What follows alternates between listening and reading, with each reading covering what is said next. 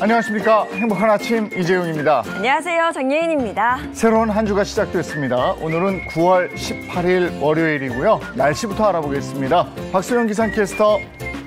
네, 상암동에 나와 있습니다. 지난주는 가을비 소식이 잦았는데요. 지금은 대부분 잦아들었지만 오늘은 막바지 늦더위 속에 소나기 소식이 있습니다. 나오실 때 작은 우산 하나 챙기시면 좋겠습니다. 네, 오늘 날씨 어떤지 이어서 전해주세요. 네, 출근길 안전운전 하셔야겠습니다. 대기 중에 수증기가 풍부한 탓에 곳곳에 짙은 안개가 껴 있는데요. 특히 서쪽 지역을 중심으로는 가시거리가 1km 미만으로 좁혀져 있습니다. 차간 거리 넉넉히 두시고 감속 운전 하셔야겠습니다. 기온이 오르면서 안개는 점차 걷히겠고요. 현재 내륙 곳곳으로는 소나기가 내리고 있습니다. 또 아침까지 경남 해안으로는 빗방울이 떨어지는 곳이 있겠습니다. 오후에는 대기가 더 불안정해지면서 소나기 내리는 지역이 확대될 텐데요. 주로 동쪽에서 많은 양의 소나기가 내리겠고요. 돌풍과 벼락은 물론 높은 산지에서는 쌀아구박이 떨어지는 곳도 있겠습니다. 이 시각 현재 기온 살펴보겠습니다. 서울은 22.3도, 대전은 21.6도, 부산은 22.8도 가리키고 있습니다. 오늘 한낮 기온 살펴볼 텐데요. 서울은 28도, 광주는 29도, 대구는 31도까지 오르겠습니다. 이번 주 갈수록 기온이 떨어질 텐데요. 내일은 경기 북부에, 모레는 전국에서 비가 내리겠습니다. 지금까지 날씨 전해드렸습니다.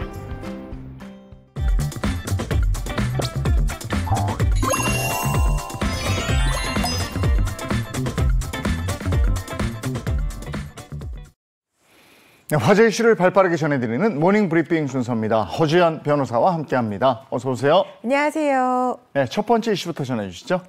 네, 첫 번째 이슈 일가족 비극입니다. 전남 영암에서 일가족 5명이 숨진 사건과 관련해서 이 성범죄 피의자로 의심받던 일가족의 아버지가 이 자신의 성범죄 연루 사실을 숨기기 위해서 이 일가족을 이 극단적인 선택을 하고 일가족을 살해한 것으로 추정되는 정황이 나오고 있어서 관심이 집중되고 있습니다. 네, 조용한 농촌 마을에서 일가족 5명이 집안에서 숨진 채 발견돼 굉장히 큰 충격을 안겼습니다. 이 사건 자세히 좀 짚어주시죠. 네, 가족의 사망 사실 자체는요, 지난 15일 오후 3시 54분쯤 이 주택 창문에 핏자국을 발견한 주민이 112에 신고하면서 이 정황이 알려지게 됐습니다. 경찰은 소방구급대와 함께 출동해서 집안에서 59살 남성 김모 씨, 또 김 씨의 아내, 중증 장애가 있는 20대 아들 3명 등 모두 5명의 시신을 발견했는데요. 당시 시신은 다량의 피를 흘린 상태였고 현장에서는 흉기 한 점과 싱크대에서 살충제 성분이 든 독극물 한 병이 발견이 됐습니다. 그리고 어제 이들의 1차 부검 결과가 나왔는데요. 가족 4명의 직접적인 사인은 흉기에 의한 손상사, 아버지 김모 씨의 사인은 약독물사로 추정된다는 구두 소견이 나온 겁니다. 경찰은 이 소견에 따라서 김 씨가 집에서 흉기로 가족들을 살해한 뒤에 독극물을 마셨을 가능성이 있다고 보고 체내 약독물 검사를 의뢰한 상황입니다. 네, 경찰은 지금 아버지가 가족을 살해하고 본인도 극단적인 선택을 했다 이렇게 보고 있는데 이게 성범죄 사건하고 관련이 있어요? 네, 그렇습니다. 경찰에 따르면 이 아버지 김 씨는 이달 4일에 다른 마을에 사는 여성에게 성범죄를 저지른 혐의로 경찰에 입건돼서 조사를 앞둔 상태였다고 합니다. 이틀 전 경찰의 출석 요구의 날짜를 추석 이후로 일단 미뤘다고 하고요. 변호사를 선임해서 대응을 준비하고 있었던 것으로 전해졌는데 경찰 조사 결과 이 피해 여성과 가족끼리 평소에 교류해온 사이로 파악이 됐는데 이 아버지 김 씨는 혐의를 줄곧 부인한 것으로 알려졌습니다. 경찰은 김 씨가 주변 지인에게 이 사건과 관련해서 굉장히 극심한 스트레스를 토로하면서 극단적인 선택을 암시하는 말을 했다는 진술도 확보를 했다고 하는데요. 고소된 사실을 부인이 알게 되면 절대 안 된다라고 하면서 만약에 부인이 알게 된다고 하면 가족을 모두 가해를 하고 자신도 극단적인 선택을 하겠다라는 얘기도 한 것으로 전해졌습니다. 예, 이게 뭐 더 조사를 해봐야 되겠습니다만은 정말 이 자체로도 너무 끔찍한 사건이 벌어지고 말았습니다. 자, 다음 이슈 전해주시죠. 두 번째 이슈 시신 경고판입니다. 설악산 금지구역에서 입산 금지구역인 설악산 국립공원에서 입산 금지구역인 토항성 폭포 일대에 경고문을 부착을 했는데요. 실족 사고를 당한 이들의 시신 사진을 블러 처리라든가 모자이크 처리 없이 그대로 게재를 해서 논란이 일고 있습니다. 산에 오를 때는 특히나 안전사고에 유의를 해야 하잖아요. 그래서 산 곳곳에는 여러 표지판이나 또 안내판 등이 세워져 있는데 논란이 될 만한 사진을 사용을 했다는 거예요? 그렇습니다. 어제 한 매체에 따르면 설악산 국립공원 사무소는 이 설악산 토항산 폭포 인근에 출입을 금지하는 경고판을 설치했다고 하는데요. 잠깐 이래도 가셔야겠습니까? 라는 경고문과 함께 현재 이 구간은 이 출입 금지 구역이고 매년 안전사고가 끊임없이 발생하는 매우 위험한 지역이라고 알렸습니다. 문제가 된 것은 안내문과 아래 화면에서 보시는 것처럼 나란하게 배치된 이 두 장의 사진이었는데요. 지금은 블러 처리가 돼서 나가고 있지만 실제 안내판에는 추락한 등산객 시신으로 추정되는 형체가 각각 흙길과 도리에 누워있는 모습이 그대로 찍힌 사진이 게재가 된 겁니다. 팔다리가 부러지고 주변에 피가 묻은 모습이 그대로 담겨 있다고 하는데요. 모자이크나 블러 처리가 전혀 되어 있지 않은 상태였던 겁니다. 이 구간은 일반 등산객도 출입할 수 없는 구간으로 해당 구간을 지나다가 실족해서 사망하는 사건이 종종 매년 발생하고 있는 구간으로 알려졌습니다. 실제로 그곳이 사망 사건이 일어나는 지역이니까 위험 경고 문구를 붙이는 거 이건 이해가 가는데 네. 저거는 조금 너무 지나친 거 아닌가 이런 생각이 드는군요. 시민들도 비슷한 생각을 하고 있는 것 같습니다. 물론 사고 위험이 없는 정규 탐방로를 이용하라는 국립공원 측의 취지에는 공감한다고 하면서도 추락사 사진을 마치 전시하듯이 저렇게 사용한 것이 굉장히 과하다는 지적들이 나오고 있는데요. 해당 사진을 제보한 한 시민은 이 사진을 과연 유족에게 허락을 받고 쓴 것인가, 고인에게 좀 심한 것이 아닌가 싶다라고 이야기를 하기도 했습니다. 또 다른 등산객 역시 6월에 설악산을 방문했다가 해당 이 사진이 붙은 안내판 봤다고 하는데요. 그 경고문이 곳곳에 설치가 되어 있었다고 합니다. 사진 수위가 너무 높은 게 아닌가 싶은 생각이 들었다라고 밝혔는데요. 이에 대해서 국립공원 관계자는 현재 모든 국립공원에서는 환경부가 지정한 이 정규 등산로, 정규 탐방로만 이용할 수 있어서 해당 구간의 입산을 금지한 것이고 사진 게시와 관련된 자세한 내용은 지금 담당자가 파악 중인 상황이다 이렇게 입장을 밝혔습니다. 그러니까 경고 문구가 걸려 있는 그 사진이 그 실족사한 고인의 얼굴까지 나온다는 거 아니에요, 그죠? 얼굴까지 나오는 것은 확인되지 않았는데 일단 그 팔다리가 부러진 어떤 모습들, 혈흔 있는 모습들이 사진에 그대로 드러나고 있다고 합니다. 어쨌든 그 사진을 고인의 유가족이 본다면 이건 네. 자, 다음 이슈 전해 주시죠. 네, 세 번째 이슈 카페인 과다 섭취입니다. 직장인으로 붐비는 도심이나 유동인구가 많은 번화가뿐만 아니라 학교 인근이나 학원가 곳곳에도 저가형 프랜차이즈 카페가 들어서고 있습니다. 손에 대용량 커피를 들고 다니는 청소년들 쉽게 볼 수 있어지는데요. 이에 따라 청소년 카페인 과다 섭취에 대한 우려가 커지고 있는 상황입니다. 근데 이건 좀 놀랍습니다. 보통 이제 청소년들은 커피는 마시지 않거든요. 네. 카페인 때문에. 뭔가 직장인들의 전유물로 생각했던 커피인데 이걸 이제 청소년들이 마시고 있다는 거네요. 그렇습니다. 경쟁적으로 매장에 들어서서 어디서든 이렇게 쉽게 찾을 수가 있고 저렴한 가격에 부담 없이 찾는다는 게 청소년들 이야기인데요. 고카페인 식품에서 이 청소년들을 보호하겠다는 관련 규정들이 있는데 해당 규정들의 취지가 무색해질 정도입니다. 식약처에 따르면 청소년과 어린이는 체중 1kg당 카페인 2.5mg 이하가 최대 섭취 권장량으로 몸무게 50kg 청소년의 카페인 최대의 일일 섭취 권고량은 125mg이라고 합니다. 하지만 한 저가 커피 브랜드 홈페이지에 따르면요. 약 600ml짜리 아이스 아메리카노의 카페인 함유량이 204.2mg입니다. 상당수 초중 고교생으로서는 한 잔만 마신다고 하더라도 최대 섭취 권장량을 훌쩍 넘기는 셈입니다.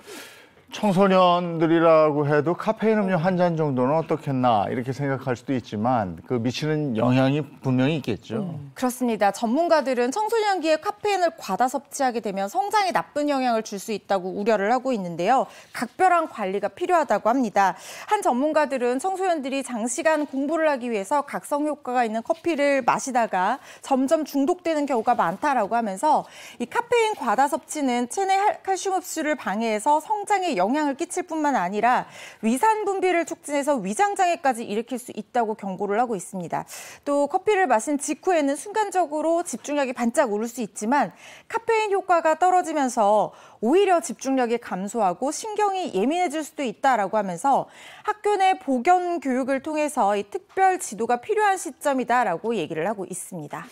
청소년들이 고카페인 음료를 마신다, 못 마시게 해야 되겠다 이거보다도 우리 청소년들이 왜 고카페인 음료까지 마셔가면서 저렇게 정신 번쩍 나게 살아야 되는가 네. 이 부분도 한번 같이 헤아려 보시면 좋을 것 같습니다. 다음 이슈 전해주시죠.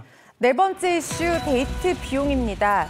4살 연하의 미모의 여자친구가 데이트 비용을 전혀 내지 않는다는 30대 한 의사의 불만 어린 사연이 누리꾼들 사이에서 갑론을박으로 번지고 있습니다. 뭐 사실 연인 사이의 그 데이트 비용 문제는 예나 지금이나 늘 좀 끊이지 않는 것 같습니다. 어떤 사연이에요? 자기 직업이 의사라고 밝힌 한 30대 남성이 글을 썼는데요. 지갑을 꺼내지 않는 여자친구에게 서운함이 느껴진다라는 내용의 글이었습니다. 여자친구와 데이트를 할 때마다 한 번 할 때 10만 원에서 20만 원의 비용이 들고 숙박까지 할 경우에는 40만 원에서 50만 원 정도가 들어간다고 합니다. 그런데 여자친구와는 10배 정도 월급 차이가 있어서 이 남자친구가 본인이 많이 벌기 때문에 자신이 내는 게 맞다고 생각하기는 한다면서도 커피 한 잔 정도는 살 수 있는 게 아닌가 하는 생각도 든다고 토로했는데요. 어느 순간부터 계산은 무조건 이 남자친구가 하는 게 돼버려서 자신이 마치 데이트용 지갑이 된 것 같다라고 하면서 이걸 여자친구에게 어떻게 얘기해야 될지 말해야 될지 말아야 될지도 잘 모르겠다 이렇게 토로를 한 겁니다. 네, 이걸 두고 이 누리꾼들의 의견이 분분해진 거군요. 네, 사연 접한 누리꾼들이요. 월급이 10배 차이 나면은 그냥 사줄 수도 있는 거 아니냐.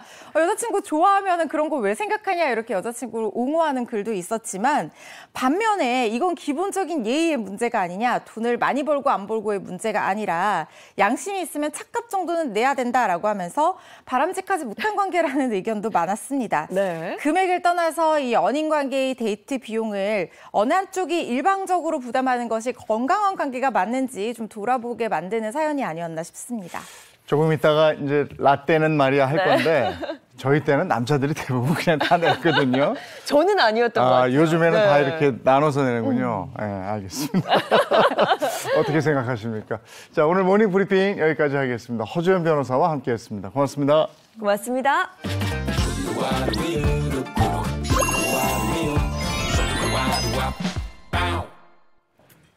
서양 속담에 토마토가 빨갛게 익으면 의사들의 얼굴은 파랗게 질린다 이런 얘기가 있잖아요. 네. 토마토 좋아하세요? 좋아하죠. 자주 먹으려고 또 노력도 합니다. 왜냐면 이 식이섬유 때문에 다이어트에 도움이 좀 되거든요. 네, 특유의 그 신맛이 있어서 노력은 하는데 자주 먹진 않는 것 같아요. 토마토는 늘 그랬죠. 이게 채소냐 과일이냐 뭐 네. 막 그랬었는데. 자, 우리 K토마토가 우리 국내를 넘어서 세계의 주목을 받고 있다고 합니다. 오늘 그 현장으로 가보죠. K토마토 갑니다. 평범한 토마토는 가라. 요즘 SNS에서 화제가 되는 특별한 토마토가 있었으니 이색 토마토의 매력에 푹 빠졌다는 사람들. 그 인기를 실감하기 위해 마트를 찾아가 봤는데요. 알록달록 공기도 곱다. 아니 이게 다 토마토라고요? 모양도 거기도 각양각색. 묘한 매력의 토마토의 작만 손이 간다 손이가. 이런 거는 사실 처음 봐요. 근데 알록달록하니 되게 이쁘네요.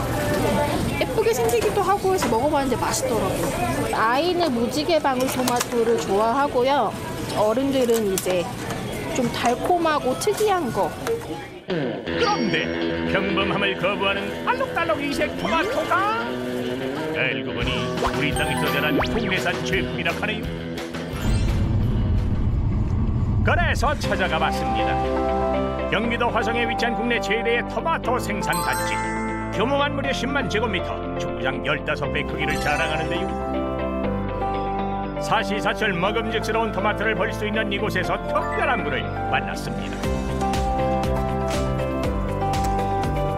안녕하세요. 토마토로 새 시대를 연다. 청년농부 유현성 씨. 토마토가 정말 많네요. 혹시 종류가 몇 가지나 돼요? 5가지가 있고요. 연간 3,000톤 정도 생산을 하고 있습니다. 그럼 일반 토마토 말고도 네. 특이한 토마토를 키우시나요? 그럼 한번 보러 가실까요? 이것은 포도인가 토마토인가? 까만 열매가 주렁주렁 열려 있는데요. 이거는 까만색 토마토네요. 이거는 별 토마토라고 합니다. 도대체 별이 어디 있다는 거예요?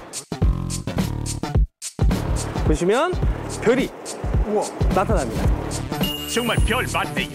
토마토 꼭지 속에 숨어있던 별, 어떻게 생긴 걸까요?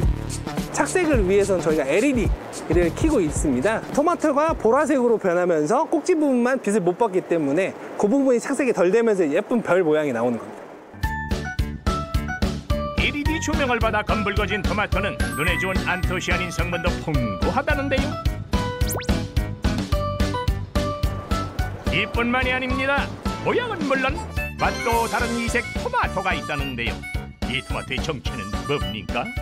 색깔이 일반 토마토보다는 이제 주황빛이고요. 먹었을 때가 아삭아삭한. 한번 드셔보시겠습니까? 맛이 어때요? 아삭아삭. 예, 맞습니다. 기존 토마토보다는 새콤달콤이 좀 강한 편이다 보니까 그래서 더 어떻게 보면 사과처럼 느낄 수 있는 애플 토마토라고 합니다. 사과의 아삭한 식감을 쏙 빼닮은 애플 토마토까지. 토마토의 무한 변신, 놀라기는 아직 이르다고요? 달콤한 아로마 향을 내뿜으며 단맛을 내는 토마토도 등장했습니다. 이거는 스위테리라는 품종이고요. 이제 기존 토마토보다는 각이 살짝 져 있고 당도가 이제 20-30%는 높다 보니까 누구나 맛있게 먹을 수 있는 품종입니다. 되게 단데요? 이게 천연으로 단 토마토다 보니까 자연의 이제 고당도 품종을 저희가 심은 겁니다. 그 말이 사실인지 검증해보지 않을 수 없겠죠? 일반 토마토와 이색 토마토의 당도를 측정해봤습니다. 먼저 일반 토마토의 당도는 9.1 브릭스. 그렇다면 이색 토마토는 일반 토마토보다 1.5배 더 높은 당도로 측정됐습니다. 멜론의 단맛과 비슷한 수준이라 하네요. 보는 재미에 먹는 재미까지 더한 이색 토마토를 어떻게 재배하게 된 걸까요? 토마토 트렌드가 있거든요. 그 소비자 패턴도 분명히 변화가 계속 일어나고 있고 10년 전에는 찰토마토가 굉장히 유행을 했었는데 2021년부터 토마토는 컬러풀해지는 경향이 있었고요. 시장의 변화를 빠르게 읽고 소비자의 니즈에 맞춰 다양한 이색 토마토를 재배하게 되었습니다. 그렇게 이색 토마토부터 일반 토마토까지 연간 토마토 수확량만 무려 3,000톤. 많은 물량을 감당할 수 있었던 건 자동화된 설비를 적용한 스마트 팜 덕분이라 하네. 가수확한 토마토는 재치 없이 선별장으로 직행. 국내 출고되는 토마토는 당일 수확, 당일 출고가 원칙이기 때문이랍니다. 채소는 신선한 게 가장 중요하거든요. 그래서 오전에 수확을 하고 바로 선별을 통해서 출고를 해야 품질도 좋고 저장성도 좋다 보니까 당일 출고가 가능한 부분이고요. 자동화 시스템으로 토마토를 크기와 중량, 색깔에 따라 자동으로 선별하는데요. 그래서 파란색은 수출용, 빨간색은 국내용이라고 보시면 될 것 같습니다. 덕분에 수확부터 출고까지 걸리는 시간을 대폭 단축한 것은 물론 토마토의 신선도를 유지하고 연중 안정적인 품질을 보장할 수 있다고 합니다. 하지만 기계가 모든 걸 대신할 수는 없는 법, 사람의 손길이 꼭 필요한 일도 있다는데요. 어떤 작업인 건가요? 요거는 이제 토마토 유인하는 작업입니다. 정확하게 유인하는 게 어떤 뜻일까요? 토마토가 1년에 15m를 자라다 보니까 이걸 사람이 다 올라가서 이제 내려주고 하는 작업이 필요합니다. 피디님께서 한번 해보시겠어요? 안전한 거죠? 네, 안전합니다. 소리 나도 안전한 겁니다. 리프트카를 타고 조심스럽게 올라가 보는데 잠시만요. 잠시만. 왜 너무 높이 올라가는 거 아니에요? 이거보다 원래 더 높이 올라가. 예? 와. 지상 2, 3m 위에서 펼쳐지는 아찔한 고공차가 베테랑 직원들에겐 일상이라 합니다. 오후가 돼도 쉴 틈이 없다. 또 다른 일을 시작한 현성 씨. 이번엔 토마토 상자를 바쁘게 옮깁니다. 지금은 어떤 작업을 하시는 거예요? 예, 토마토 사이즈별로 이제 분류 작업을 하고 있는 상태입니다. 여기 보시면은 여기 있는 건 이제 M 사이즈. 딱 적정 사이즈다 보니까 일본에 같은 경우는 맥도날드가 수출해서 사용을 하고 있고요. 그리고 여기 뒤쪽으로 보시면은 여기 라지 코용이다 보니까 일단 사이즈가 아까 M보다 크다 보니까 요리용으로 좀 많이 들어가더라고요. S와 M 차이가 나죠.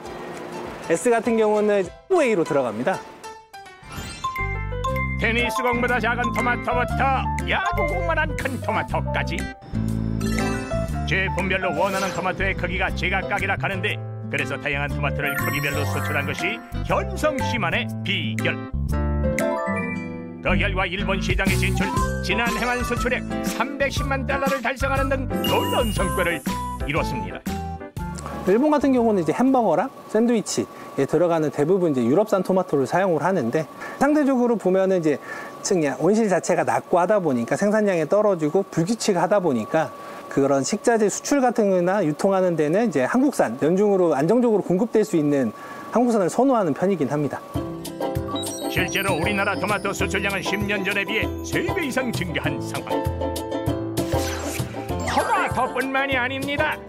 최근 전 세계적으로 K푸드에 대한 관심이 높아지며 지난해 농식품 수출액은 역대 최고치를 기록했는데요. K푸드의 인기를 실감하고 있는 현성 씨에겐 한 가지 꿈이 생겼다고 합니다. 이제 장차 나가 이제 홍콩, 싱가포르 이런 데까지 수출량을 늘리려고 지금 준비를 많이 하고 있고 그 시장에 맞게끔 나라에 맞게끔 품종을 테스트를 많이 하고 있습니다. 그래서 좋은 시설을 갖추고 있기 때문에 다양한 특수 토마토를 확대하여 프리미엄 토마토 시장을 진출하는 게 목표입니다. 좋은 품질, 뛰어난 맛으로 돌아온 토마토의 변신. 국내를 넘어 해외 시장을 향해 뻗어가고 있는데요. 미래의 수출 여군이 될 K푸드의 무한한 가능성을 응원하겠습니다. 대한민국.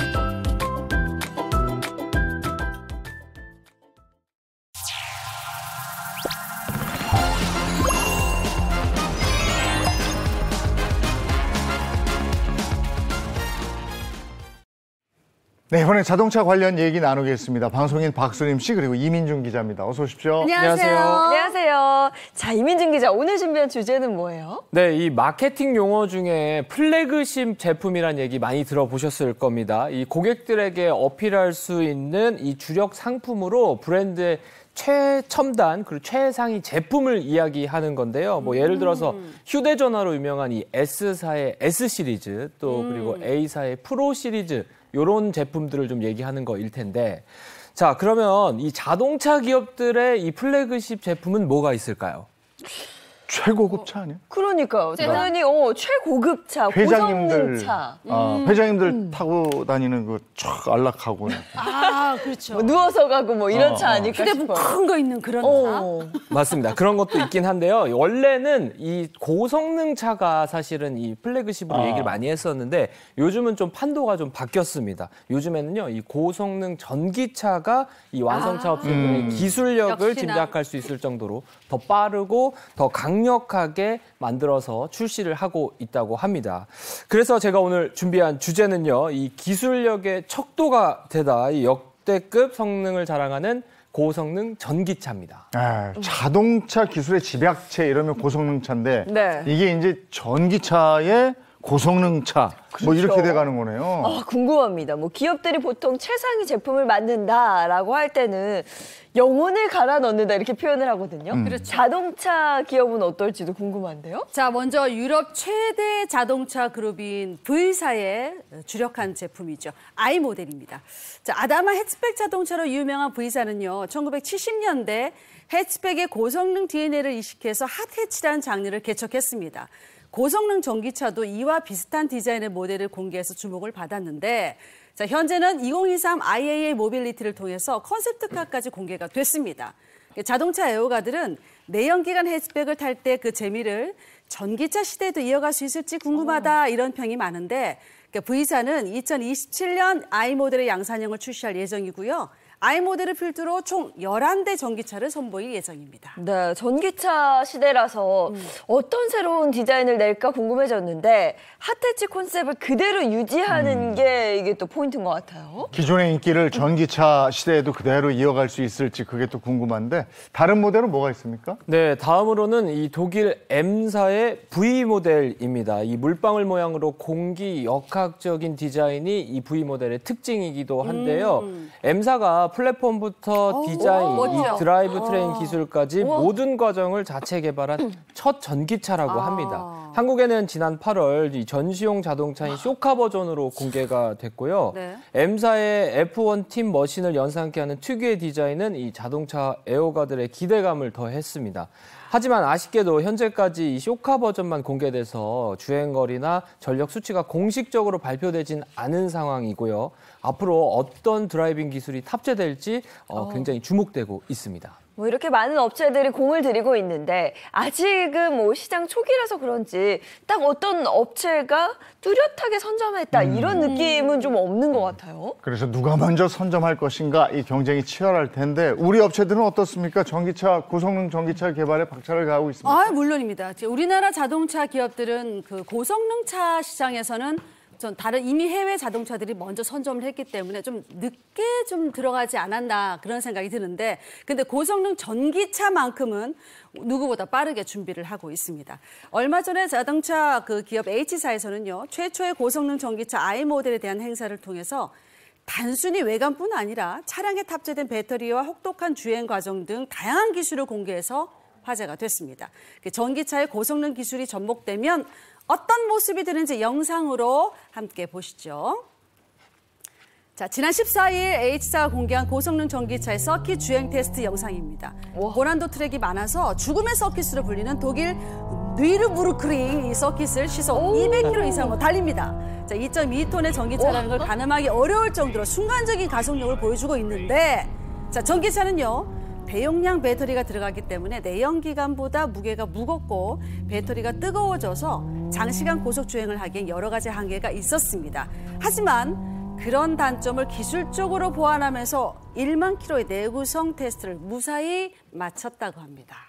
저게 전기차가 맞는 거죠? 맞습니다. 전기차 맞습니다. 일반 차처럼 가속할 때 엔진 소리가 쫙 들리고 그러니까요. 전기차라고 못 느끼겠네요. 굉장히 멋지고요. 저는 굉장히 놀랐던 게 화면에 이제 배터리 온도가 뜨는데 저렇게 빠르게 달리는데 온도가 30-40도를 넘지 않더라고요. 굉장히 놀랐습니다.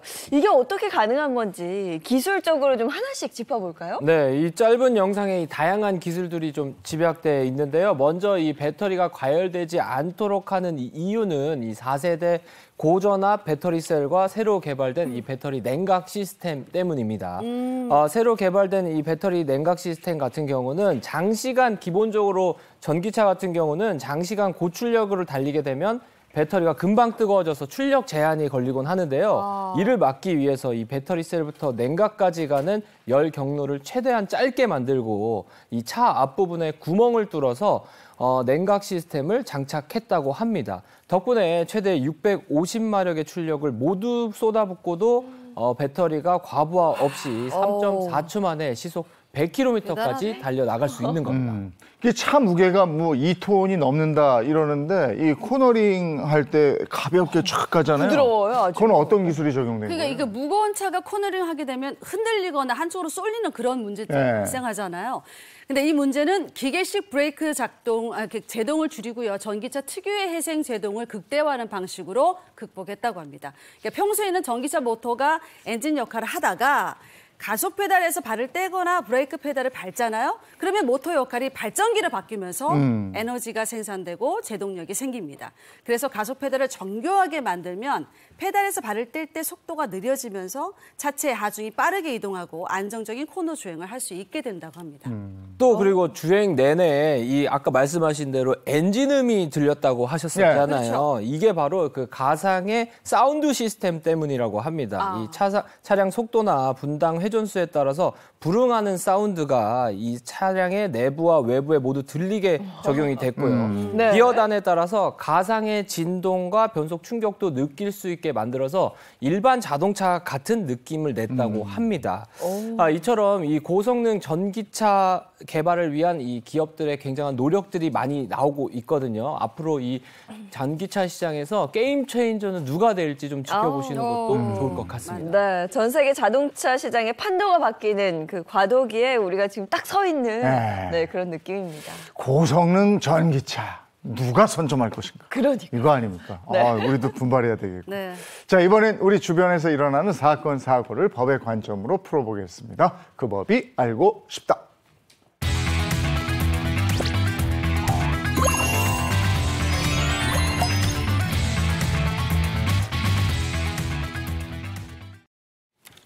네, 그 법이 알고 싶다. 함께해 주실 이호선 상담심리 전문가입니다. 어서 오세요. 안녕하세요. 반갑습니다. 네, 반갑습니다. 또 이인철 변호사, 허주연 변호사 함께합니다. 어서 오세요. 안녕하세요. 네, 첫 번째 주제부터 가죠. 네, 그 법이 알고 싶다. 오늘의 주제는요. 도대체 얼마를 버는지 말을 안 해요. 수입을 꽁꽁 숨기는 한의사 남편입니다. 이거 아내들은 조금 예민할 수 있습니다. 그렇죠. 한의사 남편이 수입을 숨긴다. 이거 어떻게 된 일일까요? 자, 사연을 꽁트로 준비해봤습니다. 자, 부부 역할은 저와 이재용 님이 하고요. 저를 부러워하는 친구 역할은 예인 씨가 하고 시어머니 역할은 이호선 교수님 부탁합니다. 네네. 자, 이 사연 실제 사건을 바탕으로 재구성했습니다. 사연 속으로 고고! 제가 결혼하던 날 저는 친구들의 시샘과 질투의 대상이었습니다. 왜냐? 잘생긴 저희 남편은 직업마저 모두가 부러워하는 사자 직업, 바로 한의사였거든요. 야, 수림아, 결혼 축하해. 고마워. 아니, 너 나랑 클럽 다니면서 신나게 놀던 게 엊그제 같은데. 야. 네가 드디어 야, 이제 결혼을 하는구나. 지지배한다. 야, 클럽 다니면서 이 춤췄던 거 이거 얘기하면 안 돼. 남편한테 절대 얘기하면 안 돼. 그럼 너 우리 남편한테 침 맞는다? 우리 남편 한의사잖아. 아니, 그렇게, 야, 세상에서 네가 제일 부럽다. 그렇게 놀더니. 아니, 한의사면 대체 돈을 얼마나 버는 거야? 뭐 한 연봉이 1억은 되나? 아니, 넘나? 한의사면? 잠깐만, 연봉? 글쎄, 뭐 그 언저리쯤 되지 않을까? 어머, 너 설마 남편 얼마 버는지도 몰라? 다른 부인들은 다 아니? 있잖아, 나 사실 남편이 수입, 재산 뭐 이런 거 잘 몰라. 말 안 했거든. 괜찮아. 난 그것도 모르고 너 부러워했네. 야, 한의사 남편이면 뭐해? 그 월급 봉투 구경도 안 시켜주는데. 야, 차라리 돈 못 버는 내 남편이 낫다, 야. 참. 두고 봐라. 나도 남편이 얼마 버는지 10원다니까 내가 알아올 테니까 딱 기다려. 그 누가 생각이라도 했을까요? 도대체 얼마를 버는지 수입을 한 푼도 공개하지 않는 남편. 아무리 설득해도 굳게 입을 다문 남편 때문에 제 속은 타들어만 갔습니다. 여보, 옆집 예인이 있잖아. 남편이 월급 다 갖다 준대. 근데 당신은 왜 나한테 말 안 해? 솔직히 한 달에 얼마 벌어? 한 500? 네, 한 달 수입이 궁금해? 궁금해. 500. 1000 다운. 업, 다운, 업, 다운, 업, 다운, 위, 아래. 나랑 지금 장난하는 거야. 지금 자기 왜 그래? 애미야, 물이 짜다, 애미야. 애미, 시어머니 왔는데 인사도 안 하냐? 어머니 오셨어요. 그게요. 아니, 엄마. 색시가 나 지난달에 얼마 벌었는지 자꾸 알려달라고 그러네. 엄마가 결혼해도 통장 그거 함부로 오픈하고 그러지 말랬잖아. 엄마, 그냥 이거 오픈해도 돼? 그런 일이 있었어. 괜찮아, 아들, 내 아들. 엄마가 해결할게. 애미야, 너 참 웃기는 애다. 너 생각해봐라. 똑똑한 내 아들. 금쪽 같은 내 새끼, 훌륭한 내 아들이 왜 굳이 전업주부한테 재정관리를 받겠니? 안 그러니 물이 짜다. 아니, 어머니. 물러 쓰시면 되죠. 뭐 짜다 그래. 아니, 어머니 말씀해도 그렇게 말씀하면 정말 서운하죠. 그렇게 말씀하시면 안 되죠. 서운하면 뭐 이혼이라도 하시게요. 자, 인생에서 잘한 업적이 고작 결혼밖에 없는 너 아니니? 너 네 그 자리 함부로 박차고 나갈 수 있을 것 같아? 아무튼 내 아들 월급은 말이다. 다 네 돈이다. 이런 생각은 천만의 말씀 만만의 콩떡. 오산 중에도 경기도 우산이야. 알겠니? 그래. 오산 중에도 경기도 우산이야. 엄마 역시 엄마 말을 들으면 자다가도 떡이 생긴다니까. 그럼. 우리 엄마 최고. 그럼. 아유, 여긴 상암이거든요. 남들이 부러워하는 여자에서 불쌍하고 딱한 여자가 되는 건 정말 한순간이더라고요. 다른 건 다 말해도 자기 수입이나 재산을 절대 공개하지 않는 남편. 혹시 이것도 이혼 사유가 될 수 있을까요? 남편의 수입 때문에 갈등이 생겼어. 궁금해. 돈은 잘 버는 것 같은데 얼마 버는지 알리질 않아요. 네. 구체적으로 어떻게 된 겁니까? 맞습니다. 이 부부 사이에 돈 관리를 어디까지 공개해야 할까요? 이 결혼 후 10년 넘게 이 수입을 숨겼던 한 남편의 이야기입니다. 약 20년 전 직장인 아내 김 씨는요, 모두의 축복 속에 한의사 남편 박 씨와 결혼을 했습니다. 장인도 병원을 운영하고 있었기 때문에요, 이 한의사 사위가 들어오는 것을 굉장히 반겼다고 하는데요. 처음에 사위 같은 경우는 결혼 3년 차에 장인이 운영하는 병원에서 월급을 받는 페이 닥터로 일을 시작했고 겉보기에는 이들은 누구나 부러워하는 의사 가문으로 여겨졌다고 합니다. 의사 장인 덕분에 개원 걱정도 돌고 이젠 꽃길만 걸을 수 있잖아요. 근데 무슨 문제가 또 생겼을까요? 네, 문제는요. 네. 이 장인과 사위가 함께 일하다 보니까 불만을 쉽게 털어놓기가 어려웠던 것 같습니다. 남편 박 씨는요, 장인의 업무 분담이나 근로 시간, 근로 여건 같은 게 좀 부당한 대우를 하고 있다. 이렇게 생각하면서 불만이 좀 쌓였던 것 같고요. 네. 게다가 이 장인의 병원 운영이 좀 어려워지자 급여까지 이게 늦게 받게 되면서 제때 받지 못하고 이러면서 둘 사이에 다툼이 좀 잦아졌다고 합니다. 결국 견디다 못한 사이는요, 이 병원에서 나와서 자신의 한의원을 직접 개원했다고 합니다. 근데 뭐 우리가 가족끼리 일할 때도 그렇지만 특별히 장인 밑에서 일을 하면 불만 제기하기가 사실 어렵거든요. 맞아. 거의 불가능하다고 봐야 될 텐데 뭐 그런 상황이 지금은 어쨌든 개원을 하게 됐잖아요. 개원을 하게 되면서 이 부부 간에 생길 수 있는 갈등도 뭐 없어지는 거 아닌가요?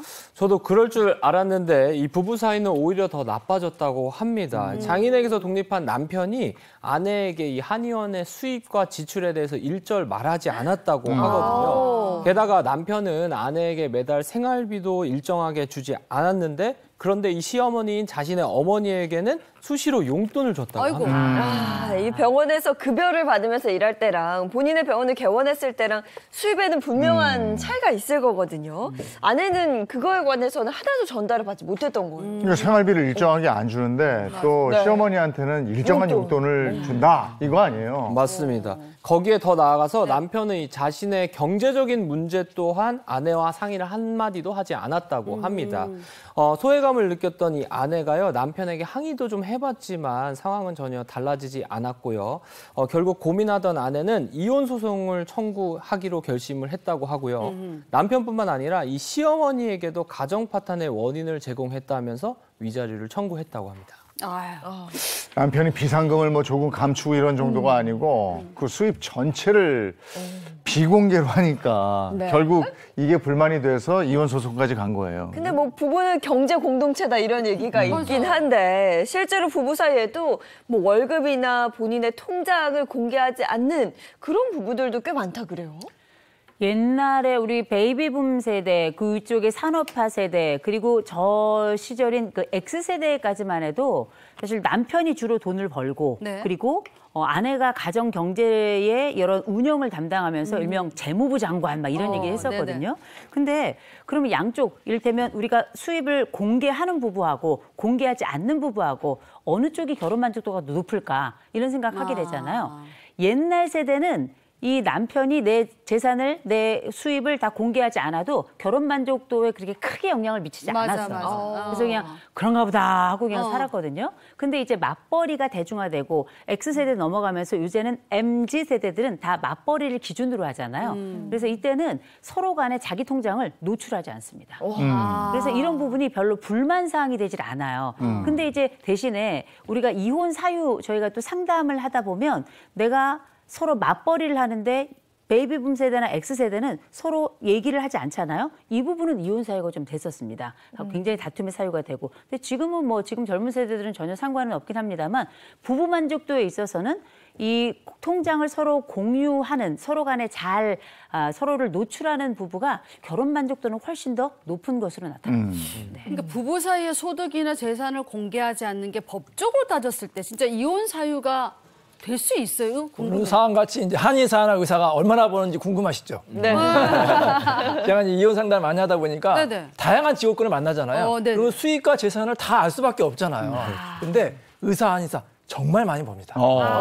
의사보다 더 많이 버는 것 같아요. 근데 이제 물론 대부분은 이제 아내한테 다 알려주게 하겠지만 이번 사안 같이 아내에게 전혀 알려주지 않는 사건이 있었거든요. 그래서 아내가 실제로 이혼 소송을 했어요. 네. 뭐 다리 특별히 뭐 이렇게 남편이 잘못한 게 없는데 이 법원에서는 이혼이 된다고 봤습니다.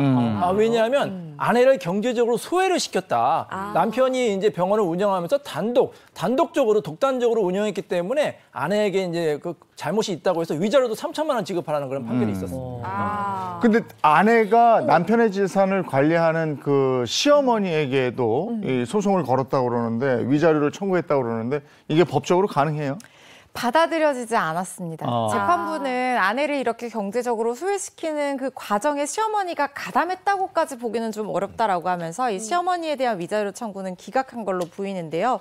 어쨌든 서로 부부가 된 이상 남편과 아내는 서로 같은 배를 탄 공동체잖아요. 그렇기 때문에 뭔가 가능하다면 자신 재산 상황을 공개를 하고 또 재산 증식에 같이 노력해야 될 서로 부양하고 협조해야 될 어떤 의무가 있다는 생각이 들거든요. 만약에 이렇게 자신의 소득이나 자산을 끝까지 공개하지 않는 걸 넘어서서 아내를 이렇게 경제적으로 소외시키기까지 했다라고 하면 그럴 때는 이혼 사유가 될 수도 있다는 점 기억하셔야 될 것 같습니다. 네, 그럼 이런 것처럼 부부 사이에 이런 문제를 간과하면 이혼 사유가 될 수 있다. 어떤 것들이 좀 있을까요? 소득을 숨기는 것만큼 중요한 게 있어요. 뭐냐면 명의 문제입니다. 명의. 재산을 누구 명의로 할 것이냐. 명의. 뭐 대부분은 예전에는 남편이 사업하면 남편이 단독 명의로 하는 경우가 있었잖아요. 근데 이제 반대의 경우가 있었거든요. 이제 남편이 아내의 사업을 도와줬어요. 그래서 아내가 정말 수백억 원대 자산가가 됐는데 모든 재산이 다 아내 명입니다. 집은 물론 뭐 건물도 다 아내 명이고 남편은 한 달에 100만 원만 받아 쓰는 거예요. 진짜? 그러니까 남편이 이제 좀 내 명의로 해달라 그랬더니 아내가 끝까지 안 주는 겁니다. 왜 그랬지? 그러니까 남편이 너무 서운해가지고 이혼 소송까지 한 그런 사건이 있었거든요. 왜냐하면 우리나라는 부부 별산제이기 때문에 명의자가 법적인 소유자예요. 그 사람이 마음대로 처분해도 다른 배우자가 어떻게 막을 수가 없습니다. 미국 같은 경우에는 다른 배우자의 동의를 받아야 되거든요. 근데 우리나라는 단독으로 그거를 처분할 수도 있고 대출받을 수 있기 때문에 이게 또 위험할 수가 있어요. 그리고 부부가 또 불평등하다 이런 이제 생각을 받을 수 있기 때문에 부부는 공동 명의로 이제 재산을 평등하게 이렇게 분고를 분배하는 게 좋습니다. 그리고 부부의 소득 문제와 관련해서도 누리꾼들 사이에서 갑론을박이 펼쳐졌던 그런 사연이 있었다고 그래요. 네, 그 사연이 있습니다. 온라인에 올라왔던 남편과 아내의 첨예한 갈등인데요. 그 사연은 바로 이겁니다. 한 달에 1,000만 원 안팎으로 벌어주면 됐지. 억울한 남편과 월급 좀 제대로 알려줘. 답답한 아내입니다. 어떤 사연인지 궁금하실 텐데요. 수림 씨가 좀 전해주세요. 좋습니다. 결혼한 지 3개월 된 여성분의 사연입니다. 남편이 수입을 안 알려줍니다. 남편은 직장인이 아닌 자영업자인데요. 수입을 물어봤더니 한 달 평균 1,000만 원 안팎으로 번다고 생각하면 된다더라고요. 남편한테 나도 수입을 제대로 알면 안 돼? 하고 물으니까 그냥 주는 돈으로 살림이나 잘해 이럽니다. 남편은 매달 저에게 100만 원 용돈은 주는데 간섭은 잘하지 않습니다. 대신 신랑 카드를 쓰니까 제가 쓰는 내역은 남편이 다 알고 있어요. 반면 저는 남편의 소득과 지출을 모르고요. 적어도 남편이 얼마를 버는지 아내가 좀 알아야 하지 않을까 싶은데 남편한테 수입을 좀 알려달라고 하면 기분 나쁘게 생각할까요? 이거 알려달라 해야지. 그러니까. 근데 뭐 일단 둘 중 한쪽의 편만 들어주기에는 고민이 되는 지점이 좀 있습니다. 한번 제가 말씀드릴게요. 남편은 생활비를 제외하고 월 100만 원 정도의 용돈을 아내에게 이제 마음껏 쓰게 해주는데 중요한 건 다만 지출 내역이 이제 남편에게 공유가 되어야 하고요. 또 1,000만 원 안팎으로 번다라고 두루뭉술하게 말하면서 남편이 이제 본인의 소득이나 지출을 공개를 하지 않고 있습니다. 이거 어떻게 하면 좋을까요? 글쎄, 아내의 입장, 남편의 입장이 뭔가 다 있겠지요. 네. 누구 편을 들어주고 싶을지 한번 들어보죠. 우리가 한번 판단을 해보죠. 네. 하나, 둘, 셋 하면 동시에 들어줍니다. 네네. 하나, 둘, 셋. 짠. 저는 아내. 난 아내. 아내. 남편은? 저는 남편. 네. 의외로. 네네. 의외네요. 너무 옛날 사람 아니에요? 옛날 사람 맞아요. 옛날 사람 맞고. 아니, 저는 아내의 심정이 이해가 돼요. 네네. 얼마나 궁금하겠어요. 그리고 알려달라고 하는데도 왜 안 알려주는지 알려줬으면 좋긴 하겠는데 그럼에도 불구하고 남편이 역할은 다 하고 있어요. 돈 열심히 벌고 있고 생활비 다 내고 있고 아내에게 용돈 따로 100만 원. 아유 여보 나도 용돈 100만 원만 좀 주라. 그러니까 이런 그 역할들은 전 다 하고 있기 때문에 알려주면 좋지만 안 알려주더라도 이게 뭐 잘못을 하고 있거나 그런 건 아니기 때문에 마음은 상하지만 그럴 수는 있다라는 생각이 들어서 남편 걸 한번 들어봤는데 욕은 먹을 것 같네요. 이민준 기자는요? 저는 아내입니다. 이게 약간 그 아내 여기 보면 그 쓴 지출 내역이 다 들어간다고 하잖아요. 공유가 돼야 된대요. 그거는 사실 용돈을 줬다 이렇게 하기가 좀 그렇고 내가 쓰면서 마음 편하지도 않을 것 같기 때문에 일단 그게 조금 불편한 점이 있을 것 같고 그래도 부부 사이의 신뢰 관계에 있어서는 그 알고 지내야 되는 거 아닌가 싶어요. 제가. 그럼. 아니 뭐 남편이 따로 어떻게 좀 이렇게 비밀스럽게 돈을 이렇게 모아놓는 거, 그거는 이제 뭐 가족을 위해 쓰는 거는 그건 얘기 안 해도 돼요, 그렇죠? 근데 얼마를 버는지 재산 이런 것들은 부부니까 부부는 웬만해서는 모든 걸 다 털어놓고 오픈하고 공유를 해야 된다. 저는 그렇게 생각합니다. 근데 옛날 사람 아닙니다. 요즘 사람이에요. 아내 편을 들겠습니다. 아니 근데 남편이 얼마 번다고 얘기했잖아요. 1,000만 원 언저리 번다잖아요. 언저리야. 그리고 생활비는 정확하게 얘기를 해야죠. 내가 보니까 생활비는 카드로 쓰게 해주는 것 같고 현찰로 100만 원 주는 것 같아요. 용돈 쓰라고. 듣지 않았나요?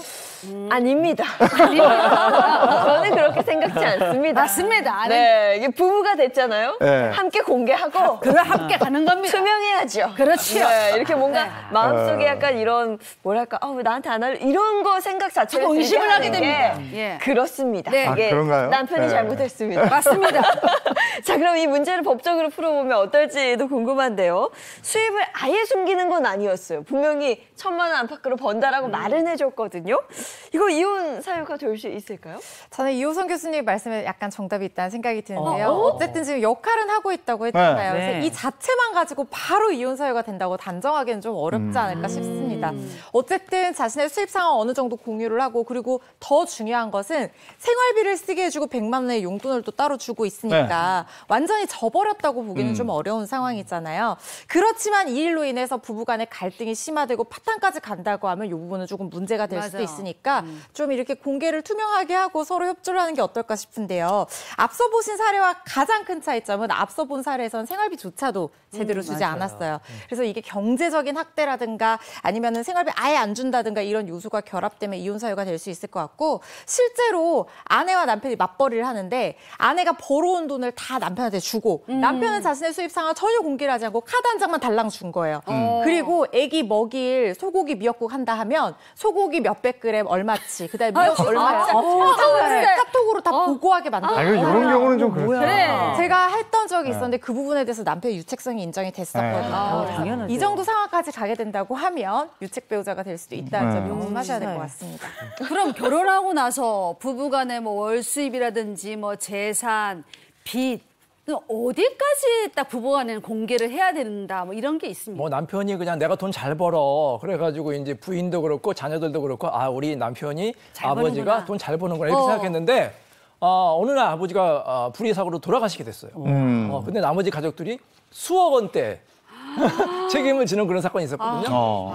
반드시 이거 꼭 기억하셔야 됩니다. 배우자뿐만 아니라 자녀에게 알려야 될 것 수입도 물론 알려야 되지만 그것보다 더 중요한 게 있어요. 바로 채무입니다. 빚이 있으면 반드시 알려야 돼요. 왜냐하면 알리지 않으면 나머지 배우자나 자녀들이 그거를 빚을 대신 갚아야 되거든요. 맞아요. 이걸 알려야지만 나중에 조치를 취할 수가 있잖아요. 혹시 빚이 있다면은 상속 포기를 한다든지 3개월 이내 하셔야 됩니다. 한정 승인을 해야 되기 때문에 혹시 본인이 빚이 있다. 뭐 친구한테 했거든 은행 빚이 있다니 이걸 반드시 미리 알리셔야 되겠습니다. 내가 함께 사는 중요한 사람에게는 나중에 대비 차원에서라도 좀 알리는 게 좋겠다. 네. 알겠습니다. 그 법이 알고 싶다. 여기까지 하겠습니다. 고맙습니다. 고맙습니다.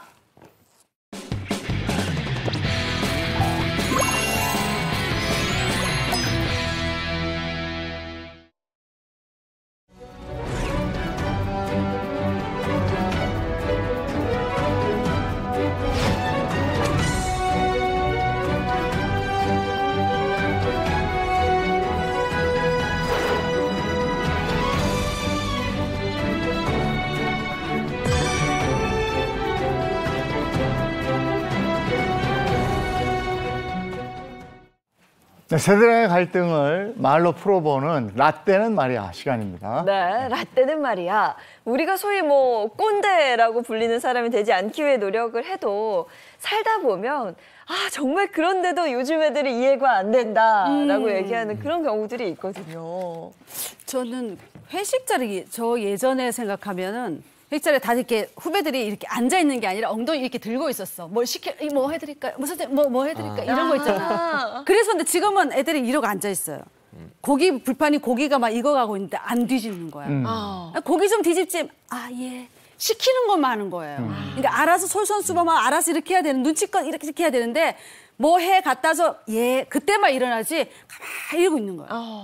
그런 눈치가 없는 것 같아요. 요즘 애들은 좀 그런 것 같아요. 요즘 애들은. 요즘 애들. 나도 요즘 애인데. 저는 최근에 약간 후배들이랑 네. 대화했을 때 제일 놀랐던 거는 그 인사가 의문 아니잖아요. 이렇게 얘기하는 거예요. 그래요. 들었어요. 그 좀 충격적이네요. 네, 인사가 의문. 그러니까 저도 듣고 그 말도 뭐 맞는 말이긴 한데. 그래도 그건 또 아니다. 그러면 뭐 그러니까 이제 밑에 사람이 위에 사람을 만났을 때 이제 잘 모르면 굳이 먼저 인사할 필요는 없지 않냐 이렇게 얘기를 하더라고요. 그러면 인사 조치해야지. 인사 안 하니까. 인사를 안 하니까. 인사 조치. 그래서 이민지 기자 굉장히 놀랐던. 네, 굉장히 놀랐어요. 네, 그런 기억도 있고. 자, 그래서 내가 혹시 꼰대인가 헷갈리는 분들을 위해서 테스트를 준비했습니다. 네. 제가 이제 문제를 낼 테니까요. 아, 이건 좀 아닌 것 같다. 이건 좀 거슬린다 하는 답이 몇 개인지 세워주시면 돼요. 네. 문제 나갑니다. 자, 만약 사무실에 이런 직원이 있다면 좀 거슬렸을 것 같다. 1번, 사무실에서 온종일 앞머리에 헤어롤 말고 있는 A 직원. 거슬리지. 조금 부담돼. 2번, 출퇴근할 때 인사 안 하고 나가는 B 직원. 이거. 3번, 사무실에서 손톱을 깎고 있는 C 직원. 이건 아니다. 4번, 장문의 문자로 답해줬더니 딸랑 엄지척 이모티콘 하나 보낸 D 직원. 여러분은 이 직원들 중에 어떤 직원이 좀 보기 좋지 않다라고 생각을 했을까요? 저는 1, 2, 중요해요? 1, 2, 3. 개수. 1, 2, 3. 저도 1, 2, 3이에요. 3개. 그러니까 일은 처음에는 적응이 안 됐어요. 지금 적응이 좀 됐어요. 헤어롤 말고 있는 거 요즘 트렌드가 돼서 네. 그러려니 해요. 근데 2, 3은 확실히 인사 안 하는 거 요건 저도 별로 좋지 않고 손톱 깎는 거 이건 탕비실 가서 해야지. 아니 딴 데 가서 화장실에서 깎든지 집에서 깎고 오든지 거기서 뭐 다듬고 있는 건 이건 아닌 것 같아요. 2번, 3번. 1번? 한 3개. 이민중이 저는 2번, 3번, 4번. 네. 요즘에 4번 그 K 그 메신저 있잖아요. 네. 거기에 이제 그 뭐 엄지척이나 이렇게 체크하는 거 있잖아요. 하트 뭐 이런 거. 저희는 이제 업무를 그걸로 하는데 거기에 이제 뭐 부장이 얘기하시면 네 알겠습니다 쓰면 되는데 체크를 다들 하시더라고요. 그 단체로 하는 방에서. 네, 단체 방에다가 그럴 때 약간 그냥 말로 네 알겠습니다 이렇게 쓰면 되는데. 그렇지. 근데 애교 있게 하려고 그럴 수도 있잖아요. 일단 답은 하긴 했잖아요. 네, 그렇죠. 그래서 못 보는 거죠. 얘 확인했나 하고 다시 확인하는 거예요. 그래, 맞아. 저는 뭐 2번 정도만. 2번 정도만. 왜냐면 아니 머리 내려오면 업무하기 힘들잖아요. 말고 하는 거죠. 괜찮고 손톱 깎는 거 아니 이거 타이핑 하려면 손톱 길면 힘들잖아요. 집에서 하고 왔어야죠. 아니 회사에서 좀 하면 어때요? 아니 회사에서 그럼 손톱은 물어뜯으면 되고 그러면 손톱을 깎으면 안 되나? 물어뜯는 거는 비슷하다 생각하고 그다음에 엄지척 해준 게 어디예요?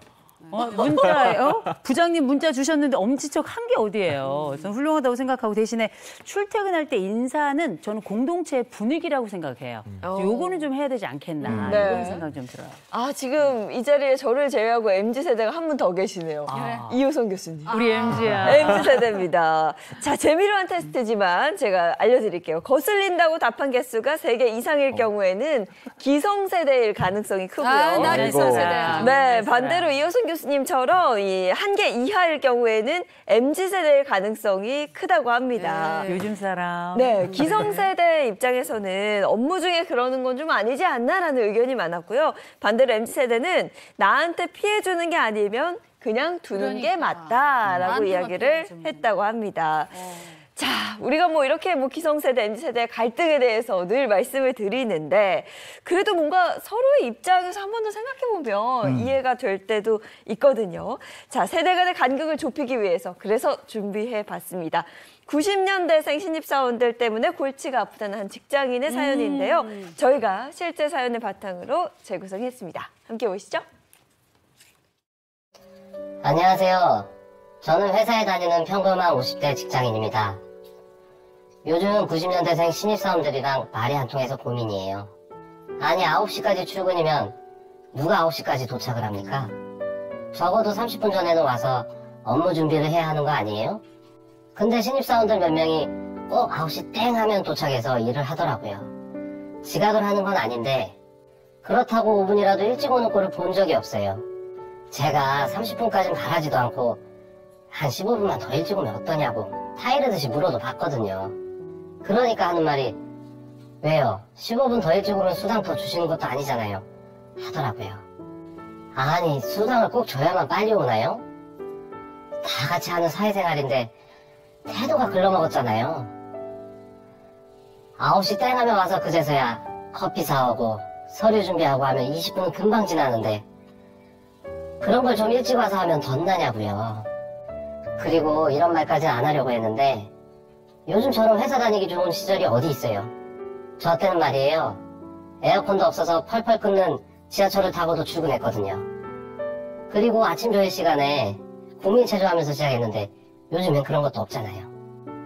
또 저 때에는 토요일에도 출근했는데 요즘 애들은 주말에 다 쉬잖아요. 대한민국 개국 이래로 제일 편하게 일하면서 뭐 저렇게 불만이 많은지 모르겠어요. 회사에 일찍 와서 준비할 줄 모르는 신입들을 이대로 계속 못 본 척 할 수밖에 없을까요? 9시부터 근무인데 9시에 딱 오는 게 맞나? 우리도 방송이 7시 30분에 시작하지만 그 전에 그 전에 와서 준비하고 7시 30분에 방송 탁 들어가야 되는 거잖아요. 그렇죠. 그렇게 생각하면 조금 일찍 오면 되지 않나? 한 10분 정도가 어렵나? 저도 그런 생각이 들어요. 저도 그렇게 생각해요. 항상 약속을 7시에 하면 7시 한 10분 전 조금 빨리 가는 편이긴 해요. 근데 너무 많이 빨리 가잖아요. 그러면 더 많이 기다리는 것 같아. 그 사람을 한참 기다리게 되고 그 제 시각에 왔는데도 왜 이제 와 이런 말을 하게 되거든요. 그러니까 간부들이 너무 빨리 가는 것도 조금 문제가 있고 제 시각에 가는 건 좀 맞다 생각해요. 그 업무를 제대로 할 거면. 네. 요거 못 기다려 주시면 바로 사직서 각입니다. 요즘은 그래. 그러면 왜냐면 늦은 것도 아니잖아요. 업무 안 하는 것도 아니잖아요. 빨리 가면 부장님 얼굴 빨리 봐야 되잖아요. 이게 남들지 않은 일이거든요. 근데 생각해보면 우리 준비하는 것도 좋긴 한데 이게 우리 때는 그러하지만 요거는 저희가 권리를 잘 생각하지 않은 때고 지금은 권리의 시대인 것 같아요. 그래서 공동체보다는 개인 권리가 조금 더 강조된 시대라서 요 지금 말씀하신 우리 사연자의 말씀 제가 볼 때는 씨알도 안 맥힐 것 같습니다. 그러니까요. 요즘 세대들은 생각 자체가요. 이렇게 이야기를 한대요. 근로기준법상으로 9시부터 근로를 하는데 내가 왜 9시 이전에 가야 되냐. 일찍 오라고 강요하는 건 이건 근로법에 맞지 않다라고 주장한다고 하더라고요. 그리고 이거 사연 보니까 여기 뭐 이분이 펄펄 끓는 지하철을 타고도 출근했었어서 나 때는 편했다. 아니 나 때에 비하면 편하게 지금 다니고 있다. 이렇게 하는데 옛날엔 더 심했었나요? 어땠나요? 옛날엔 더했죠. 지금 버스랑 지하철 일부러 더운 여름에 타잖아요. 에어컨 빵빵 나오니까. 정말 그렇게 옛날에는 그렇게 에어컨 이런 선풍기 한번 돌아갈까 말까 없었어. 그런 게. 우리 목요일에 역사 코너 있잖아요. 근데 지난주에 뭐 했냐면 대홍수가 났어. 근데 그 당시 직장인들이 네. 서류 가방 위에다 하고 맞아. 여기 배까지 물에 찼는데 그러고 들고. 직장 출근했어요. 그 정도였어요. 야. 요즘에는 재택근무하는데. 그렇죠. 그지? 지하철 탔는데도 여름에 너무 덥잖아. 그럼 네. 지하철 그 통로 사람들 다는 통로 있잖아요. 네. 거기에 물 뿌리고 막 그랬었어요. 물 진짜요? 뿌렸다고요? 지하철 통로에 물을 뿌렸다고요? 아 진짜라니까요. 아니, 그건 범죄 아니 아니에요? 기차는 그랬어요. 아이, 그랬다. 옛날에 비둘기호라고 있었어요. 비둘기 있었죠. 완행. 아니, 거기에는 아니, 너무 더우니까. 지하철에. 아니 그러니까 옛날에 지하철은 왜 창문을 이렇게 눌러가지고 이렇게 열었잖아요. 이렇게 열었는데 그래서 너무 그 이제 그 왜 지하 말고 지상일 때는 이게 열어가지고 막 그랬잖아요. 그렇게 출퇴근하던 시절이 있긴 있었는데. 자 그러면 못 믿겠다 이거죠. 그럼 제가 못 믿죠. 보여드릴게요. 그때 그 시절 찜통철을 소환해 주세요. 증거가 있구만.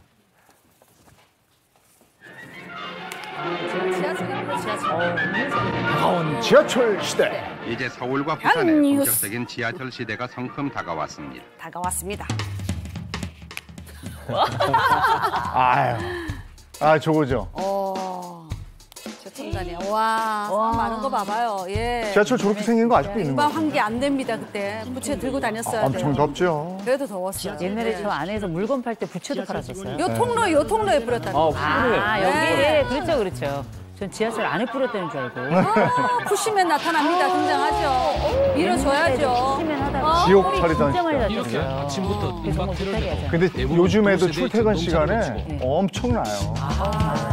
9호선 난립니다. 난리예요. 밀지 마! 소리 지르고 막 이러는데. 네. 근데도 그렇게 타고 야, 저거 타고 또 인터뷰를 했네. 옛날에 국민체조였어요. 맞아. 업무 시작하기 전에. 시작하기 전에. 아침 체조 해줘야죠. 근데 저 운동 상당히 좋아요. 좋은 지금도 운동. 저는 스트레칭 할 때 해요. 네. 타자기 눈을 떼질 못하죠. 전동 타자기. 점심시간을 자기 개발에 요긴한 시간으로 활용하는 직장인들이 늘고 있습니다. 약간 북한 방송 같지? 진짜 북한 방송 같네요. 자기 개발. 자기 자기 개발. 영어학원 다니고. 저 90년대 이제 컴퓨터 들어오면서 사무실에서 컴퓨터 능력을 봤어요.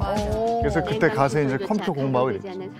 워드 프로세스 자격증 뭐 이런 거 야식을 있었죠. 결심하면서 밀린 일을 우유 먹네요 아침에. 그거 기억나요? 전에 컴퓨터 언어 코볼, 포트란 뭐 이런 거 배우고 펀치 쳐가지고 맞아요. 그거 갖다가 넣으면 그거 입력하면 거기서 자료를 쫙 출력해서 맞아요. 받고 야 그런 시절에는 옛날이다. 진짜 지옥철이라는 거 타고 다니면서 학교도 가고 출근도 하고 출퇴근 막 이렇게 했었던 것 같아요. 74년, 1974년에 1호선 개통한 거잖아요. 그때부터 이제 지하철 타고 다녔는데 요즘엔 약속을 지키려면 지하철을 타야 됐지만 그때는 지하철이 정시에 안 왔어요. 네. 푸시면 저 사람이 타야 갈 거 아니야. 그렇죠. 그래서 그 시기에는 정말 지하철로 출퇴근하는 게 지금처럼 뭐 정시에 출퇴근하고 이게 아니었고 지각하기 일쑤였고 그랬다. 맞아요. 맞아요. 네. 아까 보니까 뭐 푸시맨 얘기하셨었는데 그렇죠. 그게 일본에서 들어온 거라면서요. 그래서 일본에서 먼저 나왔고 그 다음에 들어왔었었고 1990년대 초에 아르바이트 형태로 이 형성이 됐다가 나중에 IMF 때는 이 또 일터로 하나의 또 직업처럼 또 되기도 했었다고 합니다. 그리고 뭐 푸시맨 아르바이트 할 때 뭐 푸시업 잘하냐, 미는 거 잘하냐 이런 질문도 뭐 받고 했었다고 하더라고요. 이렇게 예전에는 푸시맨이 있었다면 요즘에는 커트맨이 있대요. 더 타려고 할 때 이제 그만 되게 안전상의 문제로. 네, 그럼 커트맨이 또 있는데 이게 더 타려는 승객과 뭐 실랑이가 좀 벌어져서 그래서 또 골치 아픈 문제가 있다고 하네요. 맞아요. 시대에 따라 아르바이트 형태가 다른 것도 참 신기한 것 같아요. 네, 예. 그러니까 아까 그리고 또 사연 중에 얘기했던 게 아침 조회 때 국민체조 국민체조 얘기하셨었는데 요즘도 있나요? 국민체조? 요새 있는 데가 있어요. 제가 이제 강의를 다니다 보면 아침에 일찍 강의를 할 때가 있거든요. 근데 깜짝 놀란 게 저도 같이 체조했잖아요. 근데 이게 좋은 면도 있긴 합니다만 옛날에는 지금은 하는 데가 있다 정도가 아니라 옛날엔 다 했었어요, 정말. 전체가 다 나와서. 네. 그리고 학교에서도 왜 중간체조라 그래가지고 엄청나게 중간체조 같이 하고 그랬잖아요. 카드 딱 찍고, 그다음에 체조하고, 그다음에 사장님 훈화 듣고, 그다음에 이제 일을 시작하고 그랬었는데, 이제 뭐 지금이야 강제성은 없으니까 불참하고 이렇긴 합니다만 옛날에는 당연히 다 했어야 되는 거고 안 하면 그 반장님께서 안 한다고 호루라기 막 불고 막 그랬어요. 그래요, 그럼 해야 돼. 그러면 그리고 뭐 지금이야 우리가 다들 개인주의 사회 살고 차라리 이런 단체 활동할 시간에 내 개인 시간 달라 이런 요청들이 많이 있긴 합니다만 옛날에는 이를테면 각 그 대기업마다 기업 체조가 있었어요. 삼성 체조, 현대 체조 뭐 이런 거 있었어요. 삼성 체조 막 이런 거 막 하고 막 그랬었거든요. 옛날하고 많이 달라지긴 했습니다만 어떻게 보면은 전체적으로 국민 건강을 향상시키는 데는 좀 일조하지 않았나 그런 생각이 들긴 해요. 맞아요. 그리고 또 앞에 영상 보니까 저 때는 점심시간에 짬내서 자기 개발하는 그런 분들도 많았는데 요즘은 그러면 눈에 광기가 있다 이렇게 표현하면서 갓생을 산다 뭐 이렇게 표현하거든요. 근데 저 때는 그 점심시간 귀한데 왜 학원 다닌 거예요? 근데 1990년대는 그럴 수밖에 없던 게 1992년에 저도 한 방송사에 입사를 했는데 그때는 컴퓨터가 없었어요. 그래서 기자들이 우리 뉴스 할 때 보면 먹지 몇 개 있고 거기다 글씨 막 써가지고 그 먹지 몇 개를 탁탁탁탁 뜯어서 아나운서 거, 기자 거 남겨놓는 거 이렇게 하던 시절이었으니까. 근데 그리고 나서 94년 요때 되니까 컴퓨터가 한 대, 두 대 이렇게 사무실에 전체가 쓰는 한 대가 있는 거예요. 맞아. 이렇게 들어오기 시작하니까 컴퓨터 능력이 이제 각광을 받고 또 외국어 잘해야 되니까 또 외국어 학원 다니고 열심히 했죠 다들. 저렇게 공부했던 거예요? 네. 점심시간에 가서. 맞아. 확실히 그렇겠네. 저분 중역됐을 거야 아마. 그리고 또 사연 보니까 토요일 날 출근했었는데 요즘엔 또 주말에 쉬잖아요. 이렇게 사연자가 얘기를 했잖아요. 그런 거 보면은 토요일 날 진짜 출근을 기본으로 좀 했었던 것 같아요. 되게. 오전 근무했죠. 근데 요즘엔 주 5일도 힘들어서 주 4일 했으면 좋겠다. 그러게 말이야. 이런 말까지도 지금 나오고 있는데 예전에는 어떻게 일주일에 주 6일 일했을까요? 그러니까 지금은 상상할 수 없겠지만 예전에는 학생들도 토요일 오전 학교로 가 수업을 했었고 토요일 근무가 있었단 말이에요. 주중에만 일하면 큰일 나는 줄 알았던 그런 사람들도 많았어요. 자, 그래서 영상으로 준비했습니다. 자, 그 시절 토요일 출근이 당연하던 그 시절 소환해 주세요. 정부가 내놓은 주 5일 근무안에 대해 노동계와 재계 모두가 받아들이지 않겠다고 공언하고 있습니다.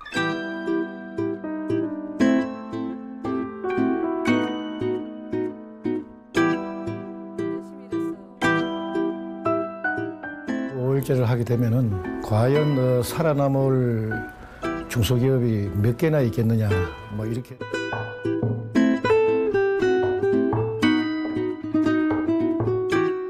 산업재해되고 특권도 있기 때문에 제대로 실지 아직 잘 모르겠습니다. 그거 다른 나라 얘기 같아요.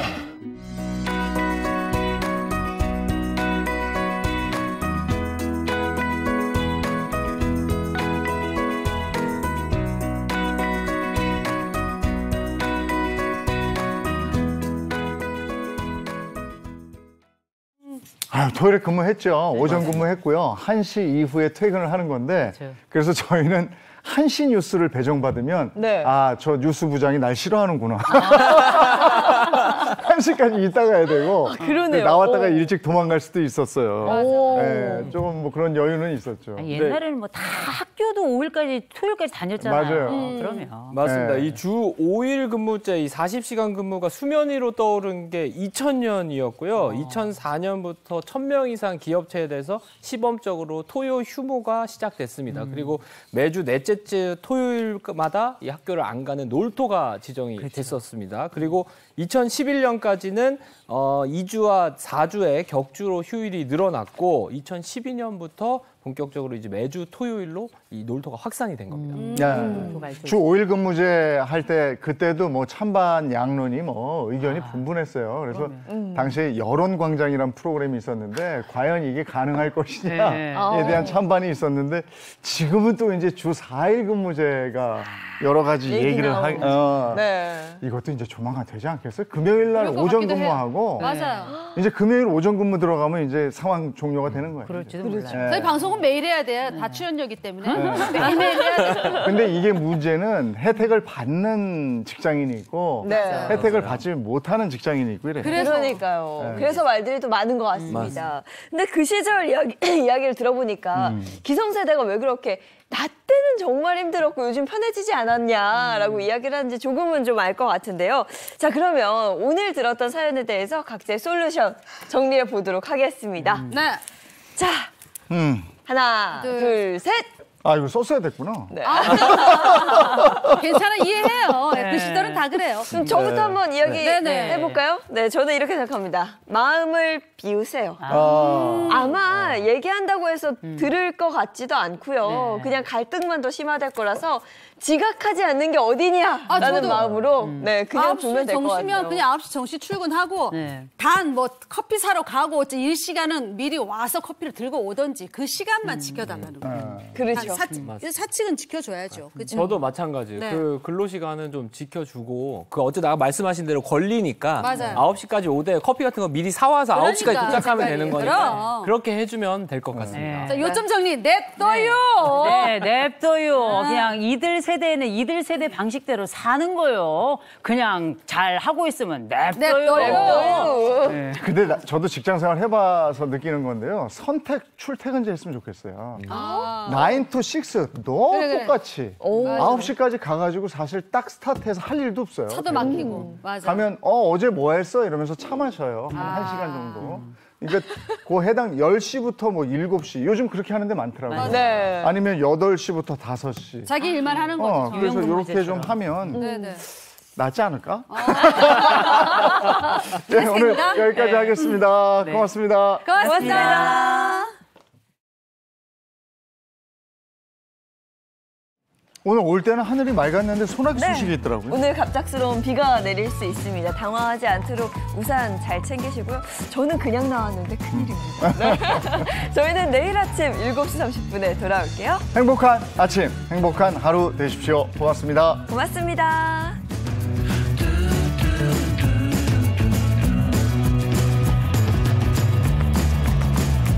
채널 A